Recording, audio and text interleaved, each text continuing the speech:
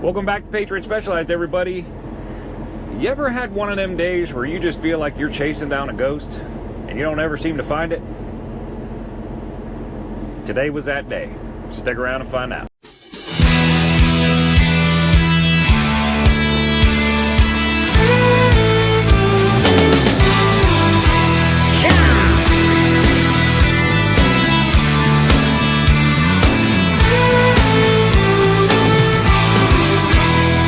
Right across these plains and prairies, Rocky Mountain highs, fade off into the distance like ghost riders in the sky.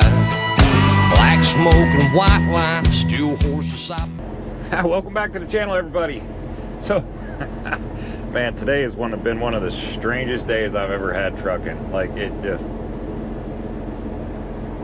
I don't know. You just can't make this stuff up. So, yesterday you saw me, in my last episode, you saw me pick up the truck chassis going to Fort Payne, Alabama, and I told you in that, man, this whole week has just been full of changes, change after change after change after change. So, you saw me talk, like, I think we were on G or H or something like that for changes, and we're 3 or 4 deep now, past that for changes this week, but,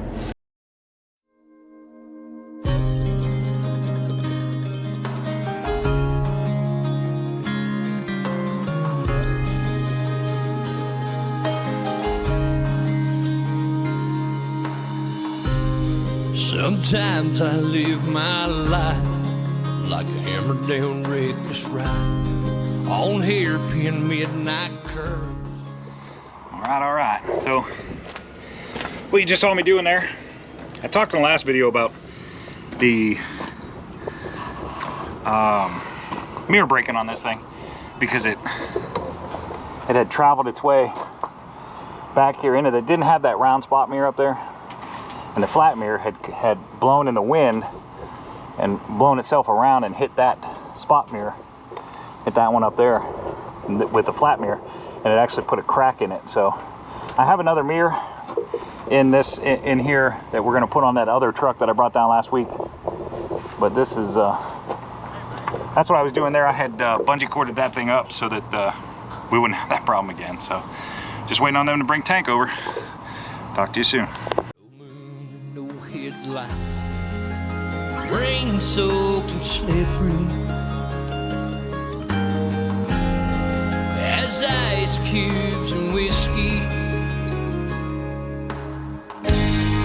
Somehow you steer me clear of the wreck that I can be. With your hand on my hand, your love steadies me when I'm hell-bent on a crash and burn. You straighten out all my wrong turns, and you always lead me home. You keep my wheels on the road.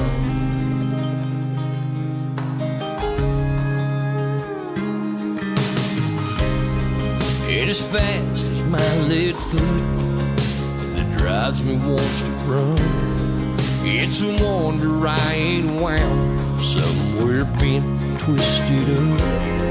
Girl, that's where I'd be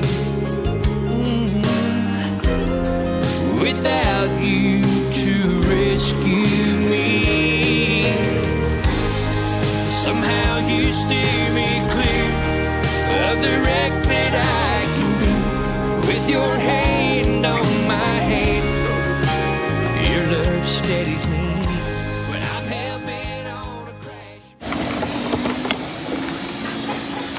All right, so we got the one delivered.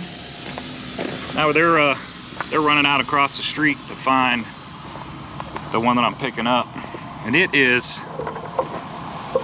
Y'all can see that way over there. Way over there is a big old lot of trucks.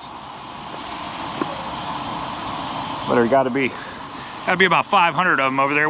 How many trucks do you think are over there in that other lot? Probably. You're probably about right. Maybe about 500? Yeah. Yeah, there's probably 500 trucks over there. This ought to be a needle in a haystack trying to find mine, but they're over there looking for it now, so hopefully they'll be back over here pretty quick. We'll get it put on and get on our way to Scranton. What's your name, man? Jason. Jason? This is Jason right here. He's one of the guys that unloads us down here. All right, well, we'll see how long it takes to get him over here with it.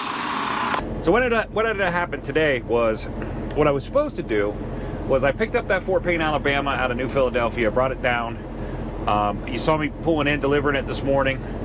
And well, what's supposed to happen there was I was supposed to deliver that one. And then there was 2 truck chassis there that had to go to Scranton, Iowa. They had got shipped to the wrong place. So they ended up going to Fort Payne when they should have gone to Scranton, Iowa, to one of the customers up there. So I was contracted to go in and pick both of those up over the next 2 weeks, one of which was today. So we got that the chassis delivered that I had on, the CNG chassis. We got that delivered.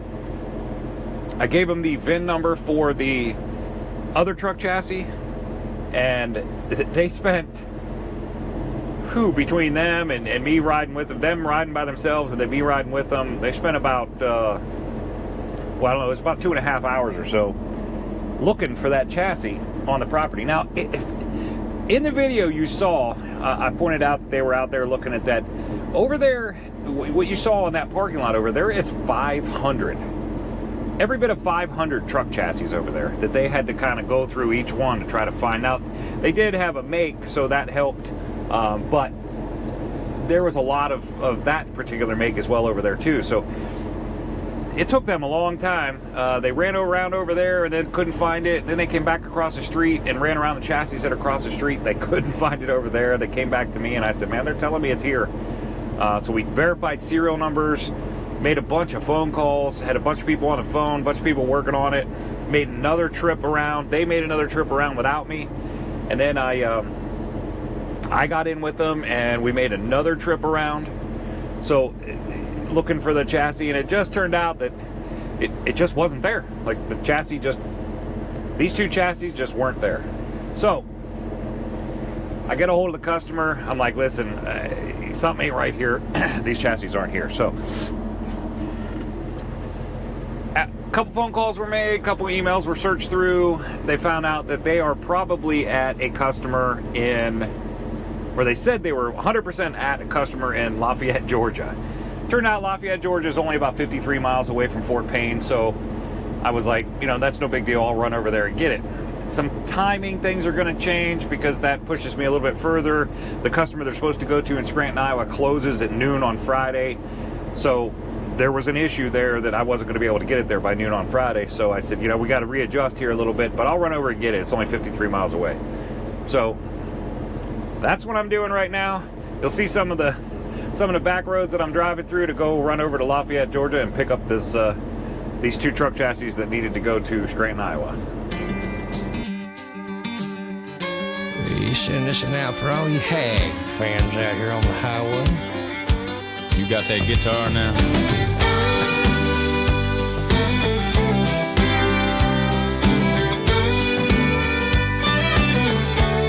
Sounds good.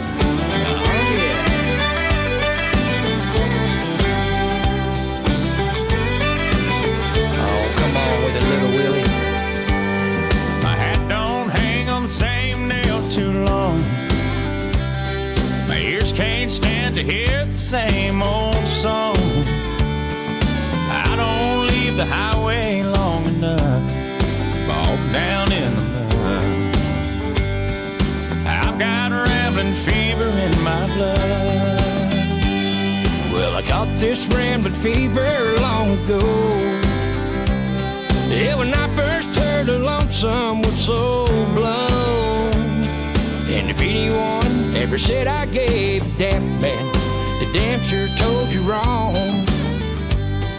I've had rambling fever all along. Rambling fever, the kind that can't be measured by degrees. Rambling fever, there ain't no kind of cure for my disease. Sometimes I like to bed down on the sofa, let some pretty lady rub my back. Oh yeah, spin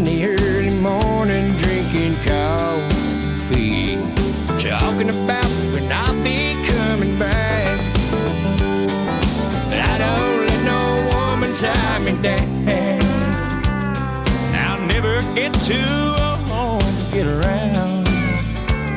I wanna die along the highway and ride away like some old highline pole.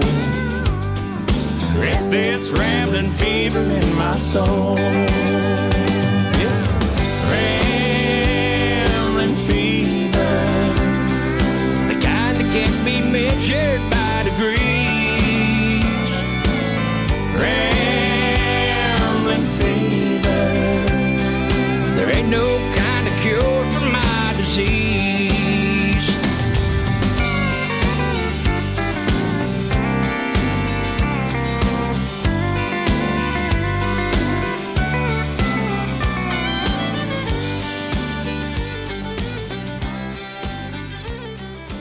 So there you go. I'm in Scranton, or in Lafayette, Georgia now. Looking for the. Told him I was there to pick up the 2 truck chassis. Gave him the serial number. I said I don't care which one, doesn't matter to me. Whichever one's first in line, I'll grab it. They said okay, you know, go pull over in this parking lot over here, and we'll come get you. And I said okay. Yeah. I don't even know what to say.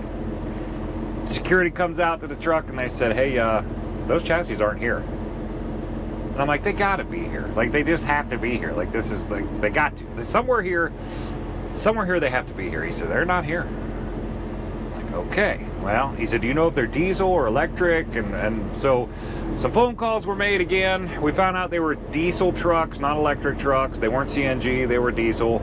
So we went searching again. Security guard comes back and says, man, they aren't here.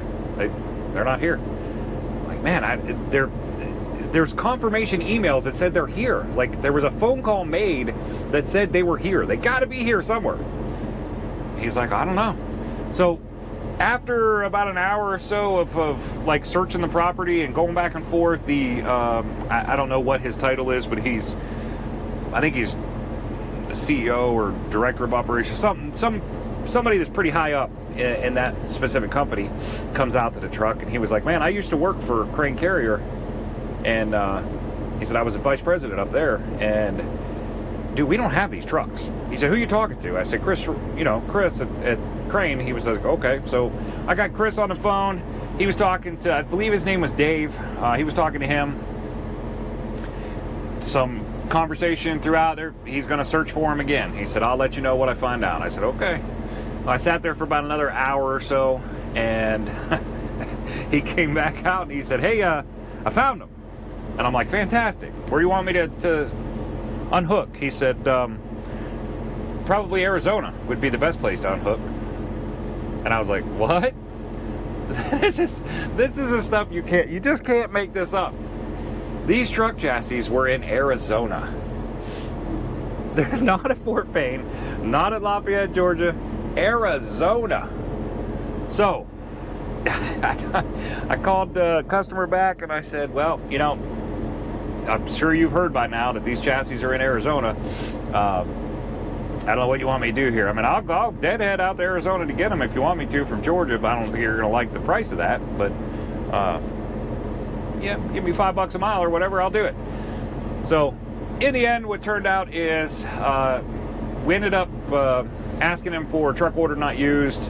In the downtime for today, I spent an entire day working on this. I had almost 7 hours in trying to find these trucks between the 2 different places. So he ended up giving us a number that we were pretty happy with. He accepted the rate that we put in for the day. He accepted that, and it turns out that I still have another Fort Payne up there in New Philadelphia that needs to come down to Fort Payne, Alabama. So I took a look at the board to see what I could find to get out of here. It's Thursday afternoon. I would be loading Friday morning. This was all happening at about 4:30, 4:45 p.m. There just wasn't anything that was going to work, get me through the house, get me even remotely up that way. There just was no freight that was going to get me there. So the number that we had given him included some deadhead miles. So I'm just going to go ahead. I made a decision then that rather than try to stick around there, find something on Friday evening, or to load Friday morning, in a prayer that I'll be able to book it in the morning and be able to pick it up immediately, which is really, anybody that's in trucking knows that that's kind of a prayer. Rather than do any of that, I just took some of the money out of the truck order not used and put it toward Deadhead to get me, so I'm just bouncing back up to New Philly and loading that last Fort Payne. I'll put it on tomorrow, run it down next week, and hopefully I'll find something to load out of Fort Payne next week. But man, this has been one crazy week. Between Tuesday with all the pickups and deliveries that I made on Tuesday, and blowing a tire, this fiasco right here, this is shenanigans. I don't even know what you would call this. I literally was chasing a ghost, and luckily enough, they found the ghost in Arizona before we wasted more time than we already had. So that's how this week has gone so far. Hopefully now this is all settling down. All I gotta do is run back up to New Philadelphia. I'm currently, looks like I'm about 7.5 hours. Currently in Knoxville, Tennessee. Looks like I'm about 7.5 hours from New Philadelphia. And I will get up there in the morning, or get up there tomorrow, probably noon, 12:30 or something like that, maybe 1 o'clock. Get that other truck chassis put on, I'll take it home, go home for the weekend. The good part about the silver lining in all this was going to Scranton, Iowa. There was absolutely no way I was going to make it home Friday night. I was going to end up having to be out until Saturday, and this way I don't have to do that. So silver lining to it is that, and we made a decent chunk of money today. I'm not going to say that it's what I could have made running, but made enough that it was worth the day that I put in doing it. And we'll see what next week holds. See what next week brings. It's a very interesting time right now. This is I don't know that there's any specific lesson here, but the tenacity, like, holy shoot. I stayed after that, and stayed after that, and stayed after that, where a lot of people would have gave up several hours earlier than I did. So what are you gonna do? You know, things happen. Not anybody's fault, I don't think. Not anybody today anyways that was dealing with it today. I don't think it's anybody's fault. They certainly did. Everybody involved in this certainly did more than what I thought they would do to help out trying to find these things. Both the guys at Heal, I'm not sure how you say it.